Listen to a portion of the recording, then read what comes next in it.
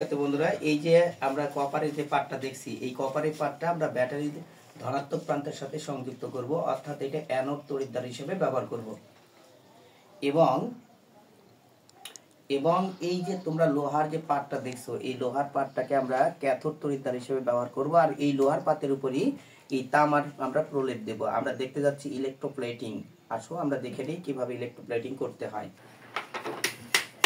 কেমিক্যালটা প্রায় শেষই হয়ে পথে।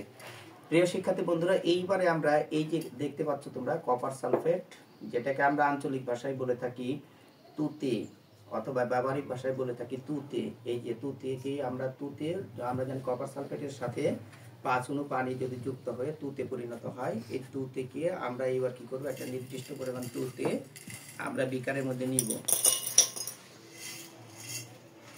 একটু যেগুলো দানা ছোট ছোট সেগুলো নেওয়ার চেষ্টা করব। আর এখানে হাত দেওয়া হয় না, হাত দেওয়াটা ঠিক না কেমিক্যালে।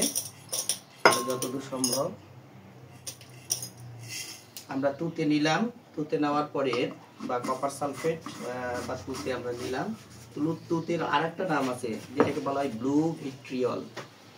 যাই হোক, এর মধ্যে এবার আমরা পানি দিব। যদিও এখানে তোমরা মনে রাখবা পাতিত পানি দেওয়া খুব প্রয়োজন। পাতিত পানি, যে পানিতে পানির উপাদান ছাড়া আর কোনো উপাদান থাকে না। আমরা অরিজিনালি খাবার পানি ব্যবহার করছি, কারণ আমাদের কাছে পাতিত পানি নাই। কিন্তু যদি তুমি যে কোনো বিক্রিয়ায় পাতিত পানি ব্যবহার না করে যদি অন্যান্য পানি ব্যবহার করো, খনিজ পানি, তুমি জানো যে ওই খনিজ পানির মধ্যে বিভিন্ন রকমের খনিজ লবণ থাকে, অন্যান্য বিক্রিয়া করতে পারে, যেটা কাঙ্ক্ষিত ফলাফল আমি নাও পেতে পারি। এই জন্য পাতিত পানি ব্যবহার করার চেষ্টা করবে সবসময়। আমি প্রয়োজনে পানি দিলাম। প্রিয় শিক্ষার্থী বন্ধুরা, আমরা পানি দেওয়ার পরে পানি দিয়ে একে দ্রবণ তৈরি করে নেব। এখানে নাড়ানি হিসাবে আমরা কাঁচ নল ব্যবহার করব অথবা কাঁচের একটা দ্বন্দ্ব ব্যবহার করব, কাঁচ দ্বন্দ্ব ব্যবহার করব নাড়ানি হিসেবে। তোমরা দেখতে পাচ্ছ শিক্ষার্থী বন্ধুরা, আমরা কপার সালফেটের দ্রবণ প্রস্তুত করছি। কপার সালফেটের দ্রবণ, দেখো আমরা দ্রবণটা প্রস্তুত করছি। বেশ বড় বড় দানা দিয়েছি, এই জন্য একটি প্রবলেম হবে, দ্রবণটা তৈরি হতে দেরি হতে পারে। আমরা কপার সালফেটের দ্রবণ প্রস্তুত করছি, ব্লু ভিট্রিয়লের দ্রবণ প্রস্তুত করছি।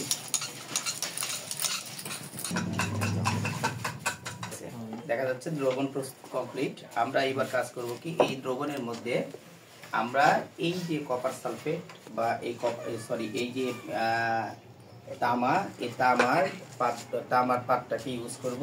পক্ষান্তরে এই যে লোহার যে পাত, যার উপর আমি তামার প্রলেপ দেব, সেই লোহার পাতটাকে আমরা এর মধ্যে ডুবিয়ে দেব। এমন ভাবে ডুবিয়ে দেবো একটার সাথে যেন আরেকটা স্পর্শ করতে না পারে। প্রিয় শিক্ষার্থী বন্ধুরা, এইবার আমাদের ইলেকট্রোপ্লেটিং এর কাজ শুরু। আমি এইবার ব্যাটারির, আমি জানি না ব্যাটারি থেকে দীর্ঘদিন থেকে কাজ করা নাই, ব্যাটারিটা কতটুকু কার্যকর হবে আমার জানা নাই। আমরা দেখি, যদি ব্যাটারি ঠিকঠাক কাজ করে আরেকটা ব্যাটারি দিবে, নতুন ব্যাটারি দেওয়ার চেষ্টা করো। আমরা ব্যাটারিগুলো এখন বিক্রিয়াটা শুরু হবে ইনশাল্লাহ, যদি ব্যাটারিগুলো ঠিকঠাক থাকে। আমরা ব্যাটারির ধনাত্মক প্রান্তের সাথে কপার এর পার্টটাকে সংযুক্ত করেছি, অর্থাৎ এটাকে আমরা অ্যানোড হিসেবে ব্যবহার করছি। পক্ষান্তরে ব্যাটারির ঋণাত্মক প্রান্তের সাথে আমরা লোহার পাতটাকে কানেক্টেড করেছি, অর্থাৎ লোহার পাত এখানে ক্যাথোড পাত হিসেবে কাজ করছে।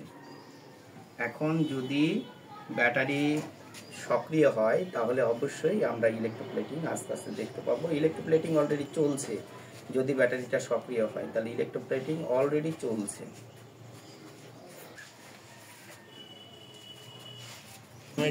প্রিয় শিক্ষার্থী বন্ধুরা, দেখতে পাচ্ছ তোমরা যে ইলেকট্রোপ্লেটিং হচ্ছে এবং অনেকটাই হয়েছে। দেখো, আমরা লোহার একটা পেরেক দিয়েছিলাম, লোহার পেরেকের উপরে আমরা এর আগে যে লোহার পাতটা দিয়েছিলাম, লোহার পাতের উপর মরিচার প্রলেপ ছিল। এই কারণে ইলেকট্রোপ্লেটিংটা খুব যথার্থভাবে দেখাচ্ছিল না।